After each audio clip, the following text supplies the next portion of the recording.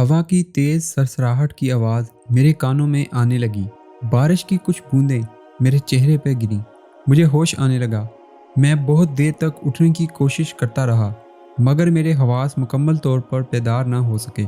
काफ़ी देर बाद इसी हाल में रहा। अचानक मेरे कानों में एक आवाज़ आई, अब्दुल्ला उठो, जल्दी उठो। ये मेरे हमदम दरीना सालिया की आवाज़ थी। इसकी आवाज़ ने मुझ पर जादू कर दिया और मैं एकदम से उठ खड़ा हुआ।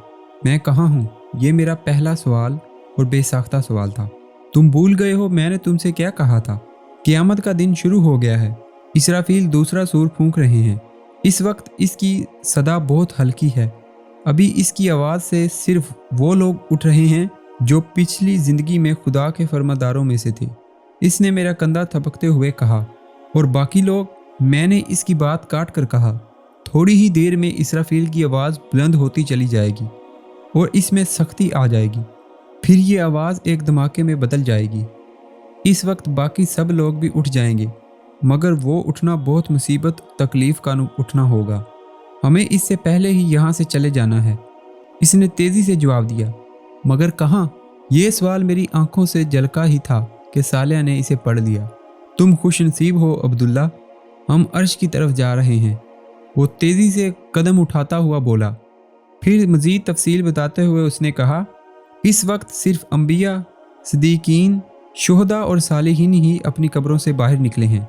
ये वो लोग हैं जिनकी कामयाबी का फैसला दुनिया में ही हो गया था। ये वो लोग हैं जिन्होंने खुदा को बिन देखे मान लिया था, उसे छुए बगैर पा लिया था और उसकी सदा उस वक्त सुन ली जब कान उसकी आवाज़ सुनने से कासिर थे। ये लोग उसके रसूलों पर ईमान लाए और उनकी नुसरत और अताअत का हक अदा कर दिया। इनकी वफादारी अपनी मजहबी शख्सियत, अपने लीडरों, अपने फ़िरके के अकाबरीन और अपने बाप दादा के अकायद और तासबात से ना थी, बल्कि सिर्फ़ और सिर्फ खुदा और इसके रसूलों से थी। उन्होंने खुदा परस्ती के लिए हर दुख झेला, हर ताना सुना और हर सख्ती बर्दाश्त की। आला इखलाक और बुलंद किरदार को अपनी ज़िंदगी बनाया। खुदा से मोहब्बत और मखलूक पर शफ़क़त के साथ ज़िंदगी गुजारी। अब्दुल्ला, आज इन लोगों के बदले का वक्त है और ये है इनके बदले का आगाज़। सालिया की बातें सुनते ही मेरे चेहरे से हैरत और इसके चेहरे से खुशी टपक रही थी। मगर मैं तो जन्नत में था। और सालिया ने हंसते हुए मेरी बात काट कर कहा, शहजादे, वो बरज़ख का ज़माना था, ख्वाब की ज़िंदगी थी। असल ज़िंदगी तो अब शुरू हुई है। जन्नत तो अब मिलेगी। वैसे वो भी हकीकत ही थी। देख लो, तुम्हारी और मेरी दोस्ती वहीं पर ही हुई थी। मैं अपना सर झटक कर इसे कहने लगा। कुछ कुछ मेरी समझ में आ रहा था और बहुत कुछ समझना अभी बाकी था, मगर इस लम्हे मैंने अपने आप को सालिया के हवाले करना ज़्यादा बेहतर महसूस किया। सालिया से मेरी दोस्ती उस वक्त हुई थी जब मैंने मौत के बाद, या ज़्यादा दुरुस्त अल्फाज में, फ़ानी दुनिया के धोखे से निकलकर हकीकत की दुनिया में कदम रखा था।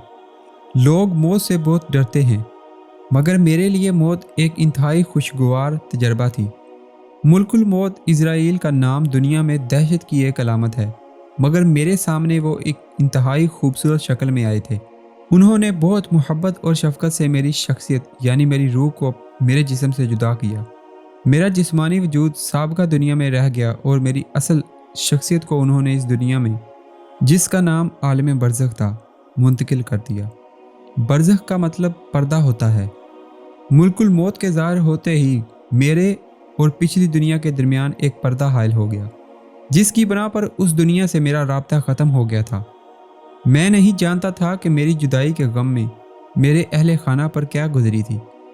मुझे यकीन था कि मेरी तरबियत की बना पर वो खुदा की रज़ा पर साब्र शाकिर होगा। मैं अपनी असल शख्सियत समेत अब एक नई दुनिया में था। ये बरज़ख की दुनिया थी। इस नई दुनिया में मुल्कुल मौत इज़राइल ने मुझे जिस शख्स के हवाले किया वो यही सालिया था। इसके साथ बहुत से खुश शक्ल, खुश लिबास और खुश गुफ्तार फरिश्ते मौजूद थे। इन सब के हाथों में गुलदस्ते, ज़बान पर मुबारकबादियाँ और सलामती की दुआएं थीं। मुबारक सलामत के इस माहौल में वो सब मिलकर मुझे यकीन दिला रहे थे कि आजमाइश के दिन ख़त्म और जन्नत की अजीम कामयाबी के दिन शुरू हो गए। इस वक्त सालिया ने मुझे ये खुशखबरी दी कि बरज़खी ज़िंदगी के आगाज़ पर میرے لیے پہلا انعام پروردگار ارض و سماوات کے حضور پیشی ہے۔ اس نے مجھے بتایا کہ یہ اعزاز ہر شخص کو نہیں ملتا۔ میرے لیے یہ خوشی جنت کی خوشی سے بھی زیادہ قیمتی تھی۔ ان سب کی میت میں میرا سفر شروع ہوا۔ یہ نئی دنیا تھی جہاں فاصلے، مقامات، زمان اور مکان کے معنی اس طرح بدل گئے تھے کہ وہ الفاظ کے کسی جامع میں بیان نہیں ہو سکتے۔ میں مستی و سرشار کے عالم میں یہ سفر طے کر رہا تھا کہ ایک جگہ ہم روک دیے گئے۔ اعلان ہوا کہ زمین کے فرشتوں کی حد آ گئی ہے، سب یہاں رک جائیں۔